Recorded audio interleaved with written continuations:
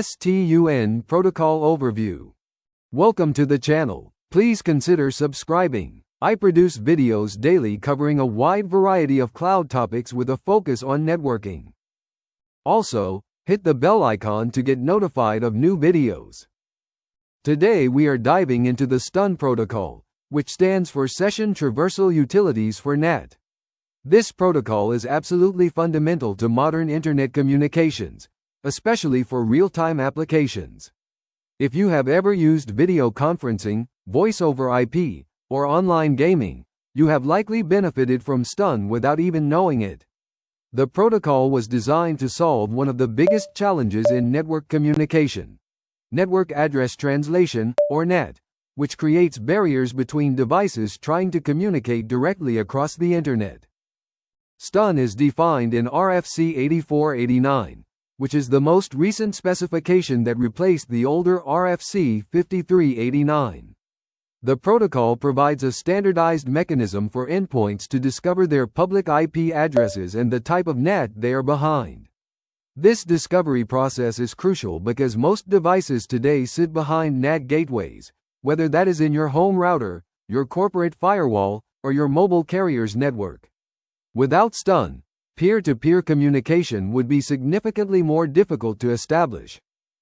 The protocol operates on a simple client-server model where a STUN client sends binding requests to a STUN server, which is publicly accessible on the internet.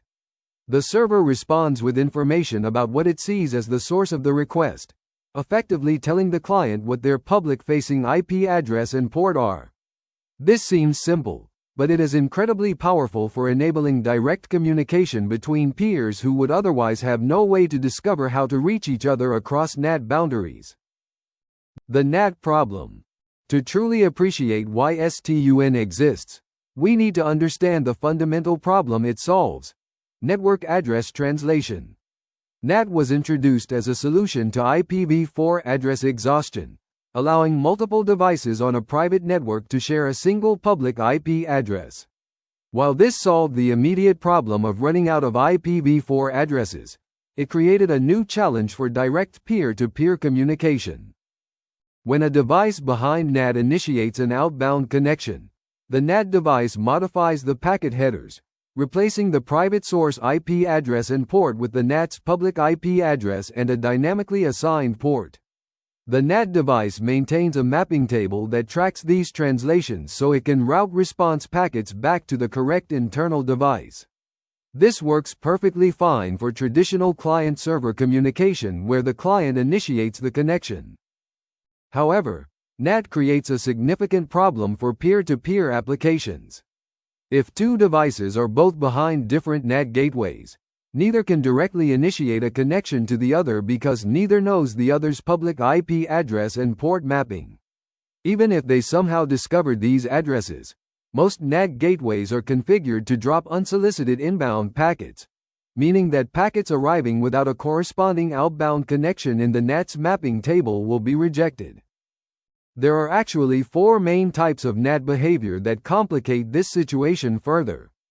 Full cone NAT is the most permissive, where any external host can send packets to the mapped port. Restricted cone NAT only allows packets from hosts that the internal device has previously sent packets to. Port-restricted cone NAT adds an additional restriction that the external host must use the same port it received packets from. Finally, symmetric NAT creates different mappings for each unique destination, making it the most restrictive and challenging type for peer-to-peer applications. STUN's role in NAT traversal. STUN addresses the NAT problem through a clever mechanism that leverages the way NAT devices handle outbound traffic. When a STUN client sends a request to a STUN server, that request passes through any NAT devices between the client and server. The NAT device creates a mapping and allows the outbound packet through. When the STUN server receives the request, it can examine the packet headers and see the public source IP address and port that the NAT assigned to this connection. The STUN server then includes this observed address information in its response message. When the client receives this response, it now knows its public-facing address and port for this particular connection. This is incredibly valuable information because the client can share these details with other peers, enabling them to attempt direct connections. The beauty of this approach is that it doesn't require any special configuration or cooperation from the NAT device itself. However, it's crucial to understand that STUN alone doesn't solve all NAT traversal problems. STUN provides the discovery mechanism, telling you what your public address is, but it doesn't guarantee that you can receive inbound connections on that address. For symmetric NAT situations or highly restrictive NAT configurations, STUN is often used in conjunction with other protocols like TURN, which stands for Traversal Using Relays Around NAT, to relay traffic when direct connections aren't possible. STUN is also a critical component of the ICE framework, which stands for Interactive Connectivity Establishment. ICE uses STUN to gather potential connection candidates and then tests these candidates to find the best path for communication.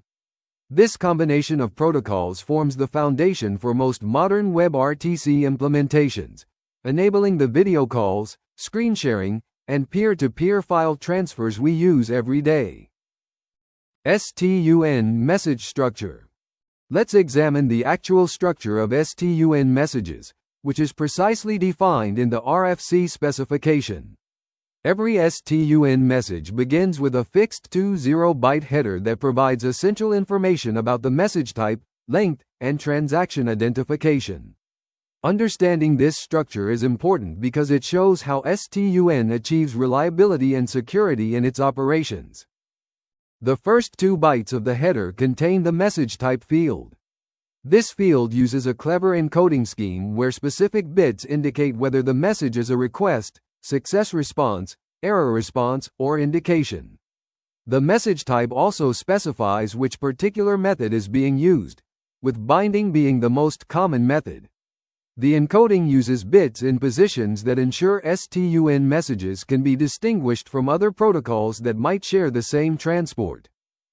Following the message type, we have a 2-byte message length field. This field specifies the length of the message body in bytes, without including the 20-byte header itself. The length must be a multiple of 4 bytes because STUN uses 32-bit alignment for all its attributes. This alignment requirement ensures efficient processing and simplifies parsing on various hardware architectures. The next 4 bytes contain a magic cookie with the fixed value, beginning with 0x21 ending with 42. This magic cookie serves multiple purposes.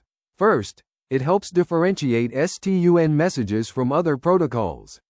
Second, it provides backward compatibility detection with older STUN implementations. Third, it serves as a fixed pattern that can be used for sanity checking during message parsing. Any message claiming to be STUN but not containing this exact magic cookie value should be immediately rejected. The final 12 bytes of the header contain the transaction ID, which is a unique identifier for this particular request-response transaction. The client generates a random transaction ID when sending a request, and the server must include this exact same transaction ID in its response. This allows the client to match responses to requests, which is particularly important when multiple STUN transactions are in progress simultaneously. The transaction ID also provides some protection against spoofed responses, though additional security mechanisms like message integrity are needed for robust security. STUN attributes. After the 20-byte header, STUN messages contain 0 or more attributes that carry the actual data for the request or response. Each attribute follows a type length value format, commonly abbreviated as TLV. This format is extremely common in network protocols because it provides flexibility and extensibility while maintaining efficient parsing.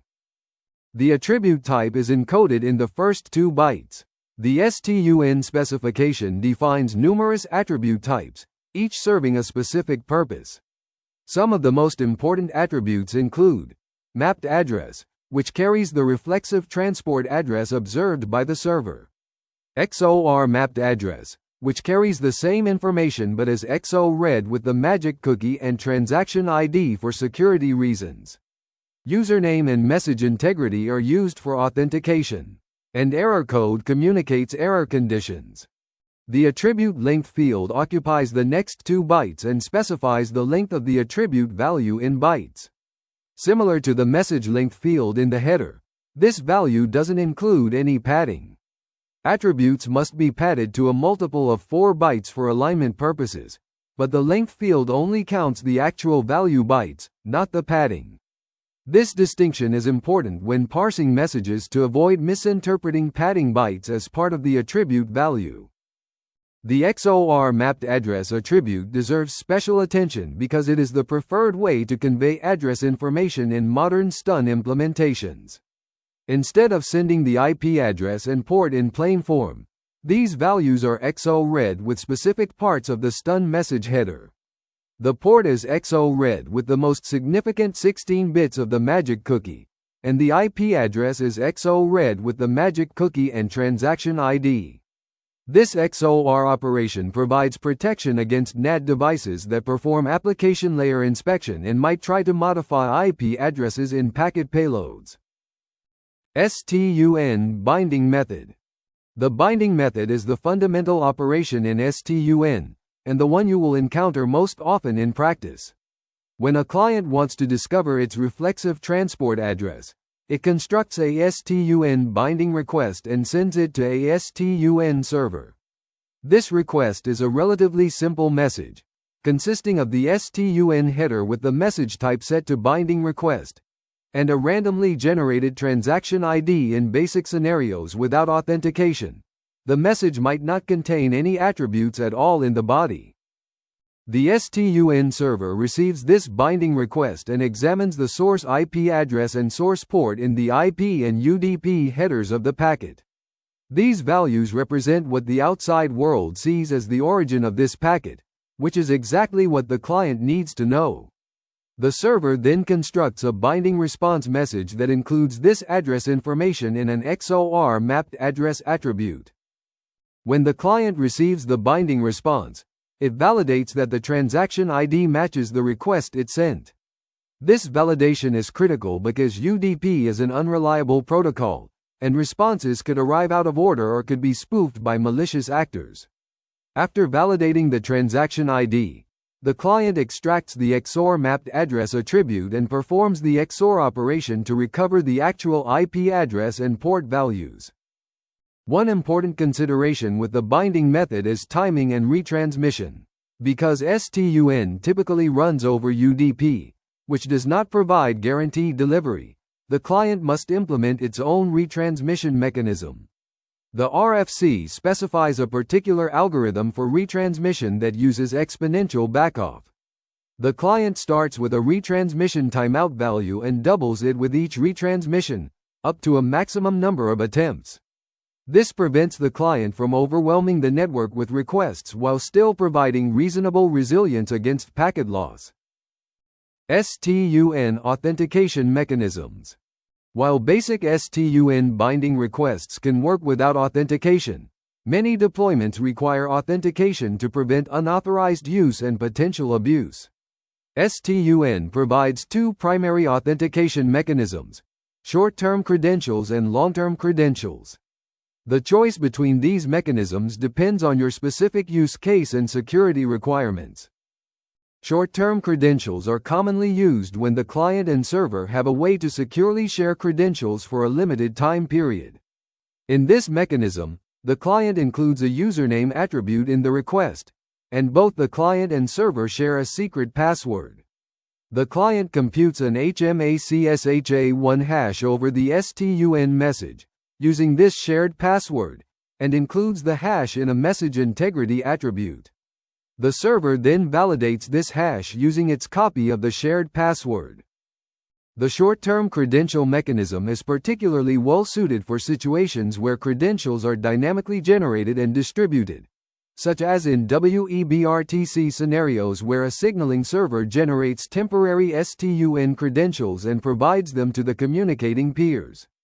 The credentials typically have a short validity period, often measured in hours or days, reducing the risk if they are somehow compromised.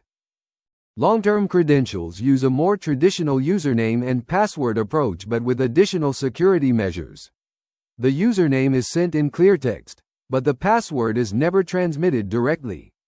Instead, the client and server use a key derived from the username, realm, and password to compute message integrity.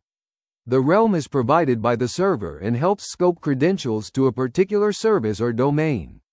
This approach is more suitable for scenarios where users have persistent accounts with the STUN service.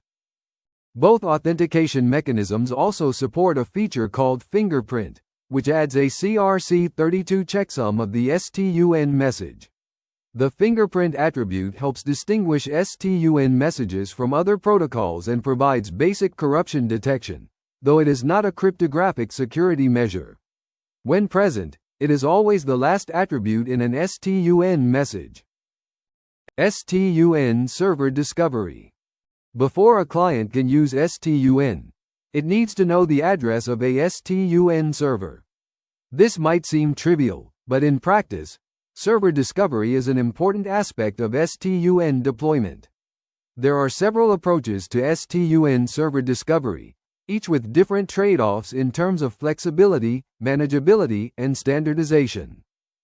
The most straightforward approach is manual configuration, where the STUN server address is hard-coded in the application or provided through configuration files. Many WebRTC applications include a list of well-known public STUN servers operated by Google, Mozilla, and other organizations.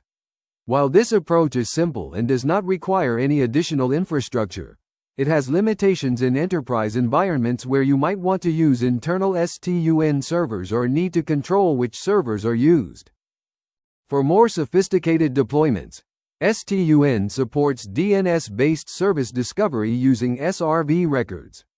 A client can query for SRV records under a specific service name like _stun._udp.example.com. The DNS response provides not only the hostname or IP address of STUN servers but also port numbers and priority values that allow for load balancing and failover.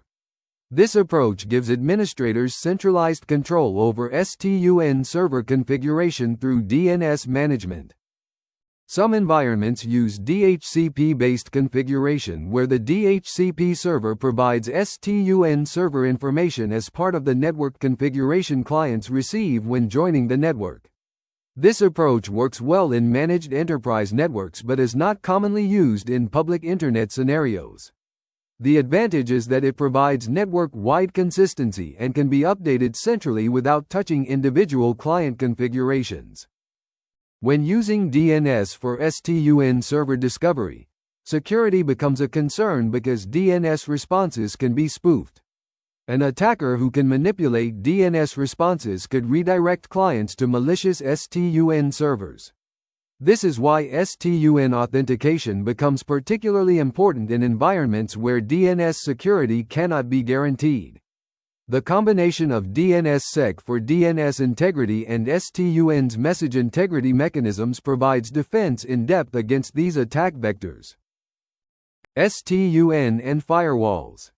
Understanding how STUN interacts with firewalls is crucial for successful deployment. Firewalls operate at different layers of the network stack and can affect STUN in various ways. Let's explore these interactions and the considerations you need to keep in mind when deploying STUN in firewalled environments.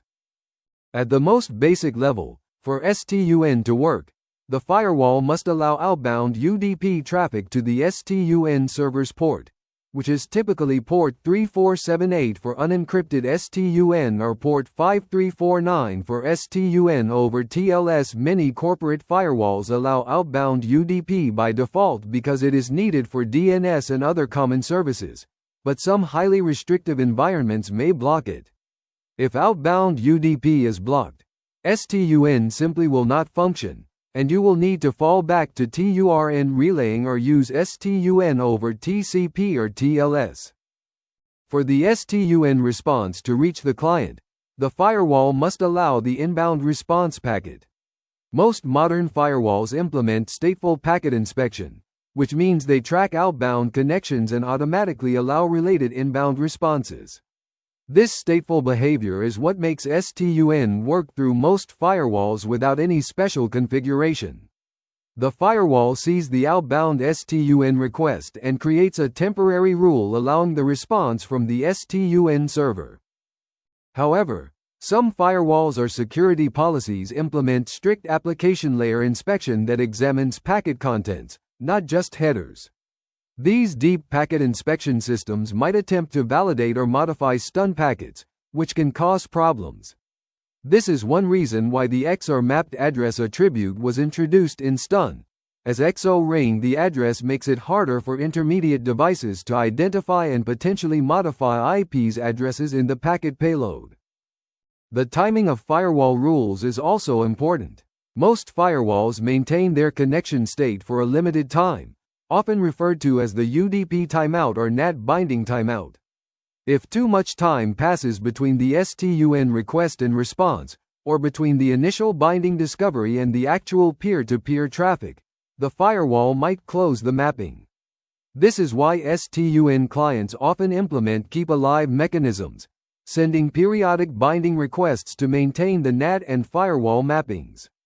The typical keep-alive interval is 15 to 30 seconds, which is well within the timeout periods of most NAT devices and firewalls. STUN protocol extensions. While the core STUN protocol provides essential NAT traversal functionality, various extensions have been developed to address additional use cases and enhance functionality. These extensions are defined in separate RFCs and maintain compatibility with the base STUN protocol through the use of new message types and attributes. One significant extension is turn, which we have briefly mentioned earlier. Turn is defined in RFC 8656 and uses the stun message format but adds allocation and relay functionality. When direct peer-to-peer connections are not possible, turn allows a client to request an allocation on a turn server, which then relays media between peers. While this introduces latency and consumes server bandwidth, it provides a fallback that ensures connectivity even in the most restrictive NAT scenarios. Another important extension is ICE, the Interactive Connectivity Establishment Protocol defined in RFC 8445. ICE doesn't extend STUN's message format but rather defines how to use STUN as part of a larger connectivity establishment process. ICE gathers multiple candidate addresses for each peer, including local addresses, server reflexive addresses discovered through STUN, and relayed addresses from TURN. It then performs connectivity checks between these candidates to find the best working path. The STUN protocol also includes support for multiplexing different types of traffic over the same UDP port. The first 2 bits of every STUN message are guaranteed to be 0, which allows STUN traffic to be distinguished from other protocols like RTP, Real-Time Transport Protocol, or DTLS, Datagram Transport Layer Security. This multiplexing capability is extensively used in WebRTC, where STUN, DTLS, and RTP packets all share the same UDP5 tuple, source IP, source port, destination IP, destination port, and protocol. There is also an extension for STUN over TCP and TLS, defined in RFC 6062. While STUN primarily uses UDP for its low overhead and simplicity, some environments completely block UDP traffic or have such high packet loss that TCP becomes necessary. STUN over TCP uses the same message format but adds framing to handle TCP's stream-oriented nature. Each STUN message is prefixed with a 2-byte length field, allowing the receiver to determine message boundaries in the TCP stream. STUN over TLS adds encryption and server authentication, which is important when STUN traffic traverses untrusted networks.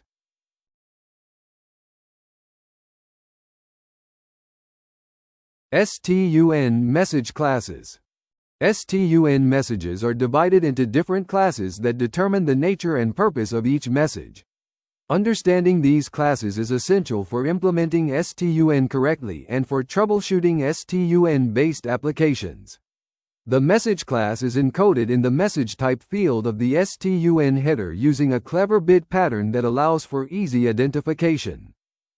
There are 4 message classes defined in the STUN protocol: request, success response, error response, and indication. Request messages are sent from the client to the server to initiate some operation, most commonly the binding request we've discussed extensively. Success response messages are sent from the server back to the client when the requested operation completed successfully. These responses contain the information the client needs, such as the discovered reflexive address. Error response messages are used when the server cannot successfully complete the requested operation. These messages include an error code attribute that contains a numeric error code and a text description of what went wrong. Common error codes include 400 for bad request when the message is malformed, 401 for unauthorized when authentication is required but not provided or is invalid, and 420 for unknown attribute when the server doesn't understand a comprehension required attribute in the request. Indication messages are a special class that does not require a response. While requests expect either a success or error response, indications are fire and forget messages. These are used primarily in TURN protocol extensions where a client might send a send indication to the TURN server to forward data to appear without waiting for an acknowledgement. The indication mechanism provides a more efficient communication pattern when acknowledgements are not needed. The encoding of message classes within the type field uses specific bit positions. Bits M11, M10, M7, M6, M5, and M4 encode the method, for example, binding, while bits M1 and M0 encode the class. This encoding was carefully chosen to maintain compatibility with older STUN versions. It also allows STUN messages to be distinguished from other protocols that might share the same network path. The 2 most significant bits are always 0. This is one of the characteristics used to identify STUN traffic when multiplexing with other protocols. STUN error handling. Proper error handling is crucial for robust STUN implementations. When something goes wrong during STUN message processing, whether due to malformed messages, authentication failures, or unsupported features, the protocol provides a comprehensive error reporting mechanism. Understanding these error conditions and how to handle them appropriately can make the difference between a reliable application and one that fails mysteriously in production. The error code attribute is the primary mechanism for communicating errors. This attribute contains a class value, a number value, and a reason phrase. The class and number combine to form the complete error code. For example, class 4 with number 1 creates error code 401.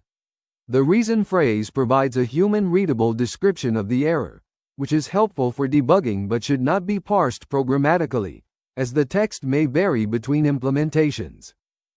Error code 300 try alternate is particularly interesting because it provides a mechanism for load balancing and server redirection.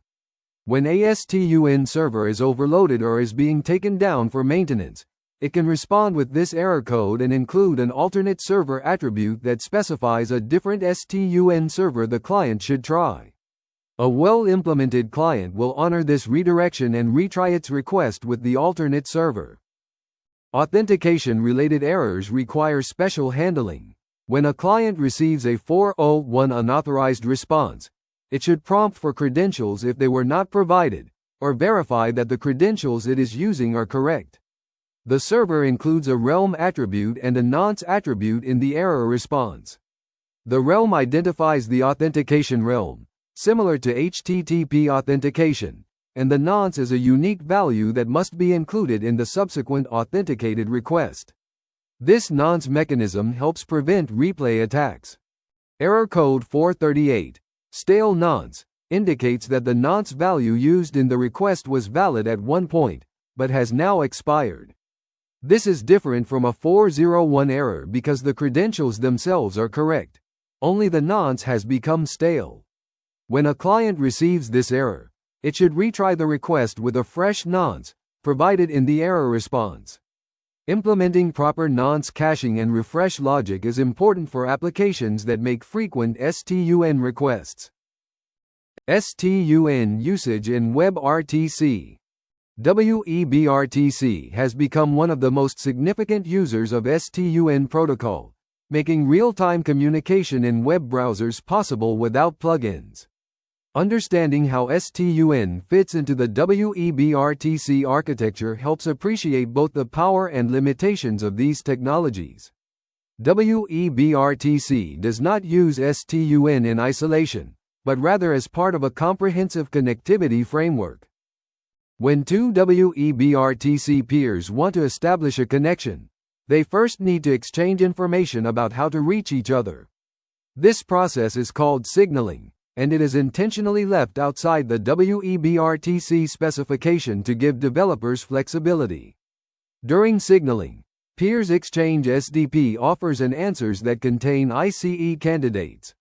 These candidates are potential network paths for the connection, and STUN plays a crucial role in gathering them. Each peer uses STUN to discover its server reflexive addresses. The WebRTC implementation will send STUN binding requests to one or more STUN servers and collect the responses. These discovered addresses become ICE candidates of type server reflexive. The peer also gathers host candidates, which are its local IP addresses, and potentially relay candidates from TURN servers. All these candidates are encoded in the SDP and sent to the remote peer through the signaling channel. Once both peers have each other's candidates, the ICE connectivity checks begin. This is where STUN is used again, but in a different way. Each peer sends STUN binding requests directly to the remote peer's candidates, using the STUN format but with additional ICE-specific attributes. These binding requests serve as connectivity checks, testing whether a direct path exists between the two endpoints. The requests include attributes like ICE controlled or ICE controlling to establish which peer is in control of the ICE process, and priority to help select the best path when multiple options work. The beauty of this approach is its resilience. If direct peer-to-peer connectivity works, great, that's the most efficient path with the lowest latency. If it doesn't work due to symmetric NAT or restrictive firewalls, the TURN relay candidates provide a fallback path. STUN has done its job by attempting to enable the direct connection, and the system gracefully falls back to relaying when necessary. This combination ensures that WebRTC calls have the best possible chance of succeeding regardless of network topology. STUN security considerations. Security is paramount in any protocol that operates over the public internet, and STUN is no exception. While STUN includes authentication mechanisms, there are various attack vectors and security considerations that implementers need to understand. A poorly secured STUN deployment can be exploited for denial-of-service attacks, information disclosure, or as part of more sophisticated attack chains. One significant concern is stun amplification attacks, where an attacker sends stun requests with a spoofed source address to stun servers. The servers respond to the spoofed address, sending traffic to an innocent victim. Because stun responses can be larger than the requests, this creates an amplification effect. Responsible stun server operators implement rate limiting and may require authentication to prevent their servers from being used in such attacks. Some servers also implement response size limitations to minimize amplification potential. The privacy implications of STUN are also worth considering. When a client performs a STUN binding request, it reveals its IP address to the STUN server. This might seem obvious, but it has implications in scenarios where users are trying to maintain privacy through VPNs or proxy servers. If a web application performs STUN requests, it can discover the user's actual public IP address even if they're using a proxy for HTTP traffic. This is because STUN operates at a lower level, and the UDP packets bypass the HTTP proxy. Man-in-the-middle attacks are another concern. Without the message integrity attribute, STUN messages can be intercepted and modified by an attacker positioned on the network path. An attacker could provide false reflexive address information, potentially redirecting traffic or causing connectivity failures. This is why authentication should be used whenever possible, especially in environments where the network path cannot be trusted. The combination of TLS for transport security and message integrity for message authentication provides strong protection against these attacks. The STUN protocol also needs protection against resource exhaustion attacks. A malicious client could send a flood of binding requests to an STUN server, attempting to overwhelm it. Servers should implement rate limiting based on source IP addresses and potentially require authentication for service. The stateless nature of basic STUN binding requests helps here because the server does not need to maintain state between requests. However, the server still needs to process each request and generate a response, which consumes resources. STUN performance optimization. While STUN is a relatively lightweight protocol, performance optimization becomes important in high-scale deployments or latency-sensitive applications. Understanding the factors that affect STUN performance and implementing appropriate optimizations can significantly improve user experience, especially in real-time communications where every millisecond counts. One of the primary performance considerations is server selection and placement. The round-trip time between the client and STUN server directly affects how quickly address discovery can complete. For applications with a global user base, deploying STUN servers in multiple geographic regions and using DNS-based geographic routing or latency-based selection can reduce this latency significantly. A user in Tokyo connecting to a Tokyo-based STUN server will have much better latency than connecting to a server in New York. Caching STUN results can provide substantial performance improvements. If a client's network environment has not changed, the reflexive address discovered in a previous STUN transaction is likely still valid. Applications can cache this information and reuse it for subsequent connections, only performing new STUN requests when necessary. However, this caching must be done carefully with appropriate timeout values. If the user changes networks, such as switching from Wi-Fi to cellular, the cached address becomes invalid and could cause connection failures. The retransmission algorithm in STUN is designed for reliability but can introduce latency when packets are lost. In networks with high packet loss, the exponential backoff can cause significant delays. Some implementations use multiple STUN servers simultaneously, sending requests to several servers in parallel. This redundancy approach means that if one server is slow or unreachable, responses from other servers can still provide the needed information quickly. The trade-off is additional network traffic and server load. UDP buffer sizing is another important consideration. STUN messages are typically small, but ensuring adequate UDP receive buffers on both the client and server can prevent packet loss due to buffer overflow, especially under high load conditions. On the server side, this is particularly important because a popular STUN server might be processing thousands of requests per second.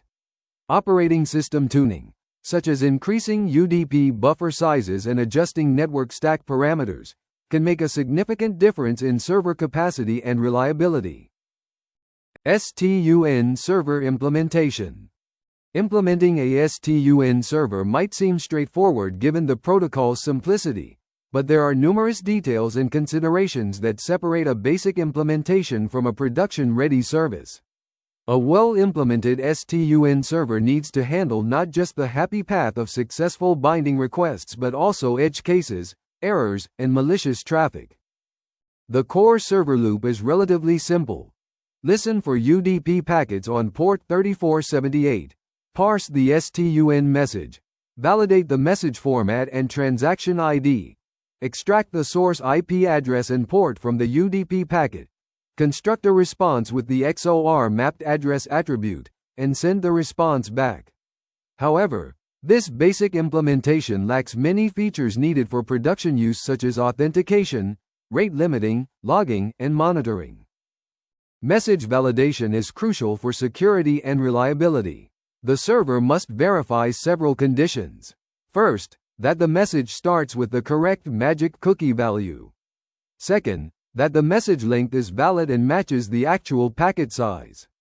Third, that all required attributes are present. And fourth, that the message class and method are recognized. Any message that fails validation should be silently dropped rather than responded to with an error, as this prevents the server from being used in amplification attacks where an attacker sends malformed packets with spoofed source addresses. Authentication support adds significant complexity. The server needs to maintain a database or cache of valid credentials, handle the challenge response mechanism with nonces, validate message integrity attributes, and manage nonce expiration. The nonce mechanism requires the server to either maintain state for issued nonces or use a stateless approach where nonces are cryptographically constructed and can be validated without storage. The stateless approach scales better but requires careful implementation to prevent security vulnerabilities. Production STUN servers also need comprehensive monitoring and logging. Metrics like requests per second, response times, error rates, and authentication failures provide visibility into server health and usage patterns. Logging should include enough information for troubleshooting, but care must be taken not to log sensitive information, such as passwords or excessive personal data.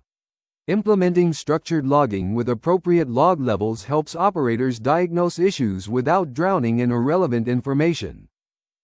STUN client implementation. Implementing an STUN client requires more state management and error handling than might initially be anticipated. While sending a single STUN binding request and parsing the response is straightforward, a robust client implementation needs to handle timeouts, retransmissions, multiple servers, authentication, and integration with the larger application. The client must implement the retransmission algorithm specified in the RFC. This involves sending the initial request and setting a timer for the retransmission timeout. If no response is received before the timer expires, the client retransmits the request with a longer timeout.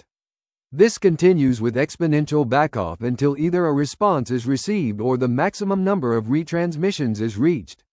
The client must be careful to use the same transaction ID for all retransmissions of the same request so that a late response can be properly matched. Handling multiple STUN servers requires additional logic. The client might have a list of servers from DNS-SRV records or configuration. Should it try them sequentially or in parallel? Sequential attempts take longer but generate less network traffic. Parallel attempts provide faster results but might overwhelm the network or appear as an attack to security monitoring systems. A hybrid approach often works well. Send requests to a primary server and, if no response is received within a certain threshold, send requests to additional servers in parallel. Authentication integration can be complex, especially with long-term credentials. The client needs to handle the initial 401 unauthorized response, extract the realm and nonce, compute the key using the username, realm, and password, compute the message integrity attribute, and retry the request with authentication. The client must also handle 438 stale nonce responses and retry with the new nonce. Proper error handling throughout this flow is essential because authentication failures should be reported to the user rather than causing silent failures. The client should also expose appropriate callbacks or events to the application. At minimum, the application needs to know when address discovery succeeds or fails, and it needs access to the discovered address. More sophisticated clients provide progress updates, especially when multiple servers are being tried, and expose metrics like how long the discovery took and which server provided the response. This information helps application developers optimize their use of STUN and debug connectivity issues in the field. STUN deployment scenarios. STUN deployments vary widely depending on the use case, scale, and organizational requirements. Understanding common deployment patterns helps in planning and implementing STUN infrastructure that meets specific needs while avoiding common pitfalls. Let's explore several typical scenarios and their considerations. The simplest deployment is using public STUN servers provided by organizations like Google or Mozilla. This works well for development and small-scale applications because it requires no infrastructure investment. However, relying on third-party STUN servers has limitations. These servers might have usage limits, availability isn't guaranteed, there's no SLA, and you're dependent on external infrastructure. For privacy-sensitive applications, sending traffic to third-party servers might not be acceptable. Enterprise deployments typically run internal STUN servers for several reasons.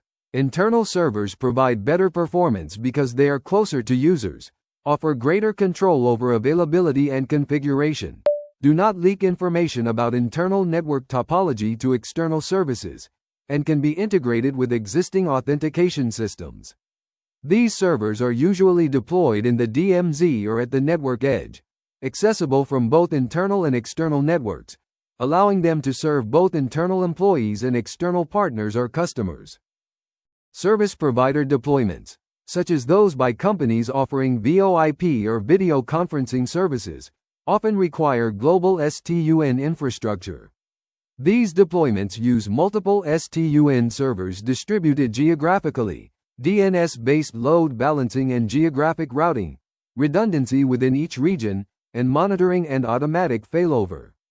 The architecture might include both dedicated STUN servers and STUN functionality embedded in other network elements like session border controllers or media servers. Cloud-based deployments leverage infrastructure as a service platforms to run STUN servers. This approach provides flexibility to scale up or down based on demand, geographic distribution using multiple cloud regions, and reduced operational burden for server management. The challenge is configuring networking correctly, as cloud instances need public IP addresses and security groups or firewall rules that allow the appropriate UDP traffic. Auto-scaling policies need to account for STUN's stateless nature, where servers can be added or removed without disrupting existing sessions. STUN troubleshooting techniques. When STUN-based connectivity fails, troubleshooting can be challenging because the problem could be anywhere in the network path between the client and server, or in the implementations themselves. Developing a systematic approach to STUN troubleshooting helps identify and resolve issues efficiently. Let's explore effective troubleshooting techniques and common problems you might encounter. The first step is always to verify basic network connectivity. Can the client reach the STUN server at all? Using tools like Ping for ICMP connectivity and Netcat or Telnet for UDP port testing provides baseline information. Remember that ICMP might be blocked even when UDP traffic is allowed, so a failed ping doesn't necessarily mean STUN won't work. Testing UDP specifically with Netcat in UDP mode can confirm whether UDP packets can traverse the path. Packet capture is invaluable for STUN troubleshooting. Tools like TCP dump on Linux or Wireshark on any platform allow you to see the actual STUN packets on the wire. You can verify that requests are being sent, that responses are being received, and examine the contents of the messages. Wireshark has built-in STUN protocol dissectors that can decode STUN messages, showing the message type, attributes, and address information. This visibility often reveals issues, for example, requests reaching the server but responses being blocked by a firewall. Common failure scenarios include symmetric NAT preventing direct connectivity, firewall rules blocking UDP ports, STUN servers being unreachable or overloaded, and incorrect authentication credentials. Symmetric NAT is particularly challenging because STUN can successfully discover an address, but that address won't work for peer-to-peer connectivity because the NAT assigns different ports for different destinations. In these cases, the symptom is that STUN succeeds but subsequent connectivity attempts fail, requiring turn as a fallback. When dealing with authentication failures, the error messages should indicate whether it's a 401 unauthorized or 438 stale nonce error. For 401 errors, verify that the username and password are correct and that the realm matches. For 438 errors, check that the client is properly handling nonce refresh. Some implementations have bugs where they don't correctly extract or use the nonce from error responses. Enabling debug logging in both client and server can reveal exactly which authentication step is failing. Timing issues can also cause problems. If the retransmission timeout is too aggressive, the client might give up before a valid response arrives, especially over high-latency networks. Conversely, if timeouts are too long, the application appears unresponsive to users. Examining response time distributions in production environments helps tune these parameters appropriately. Network monitoring tools that track UDP packet loss rates can identify whether packet loss is causing excessive retransmissions. Future of STUN. In conclusion, as we look toward the future of STUN and NAT traversal technology, several trends and developments are worth noting. The eventual transition to IPv6, where NAT becomes unnecessary, could make STUN obsolete for its original purpose. However, even in an IPv6 world, firewalls and connectivity establishment challenges remain, and STUN-like mechanisms will likely continue to serve important roles in peer-to-peer communications. The IETF continues to evolve STUN through new RFCs and extensions.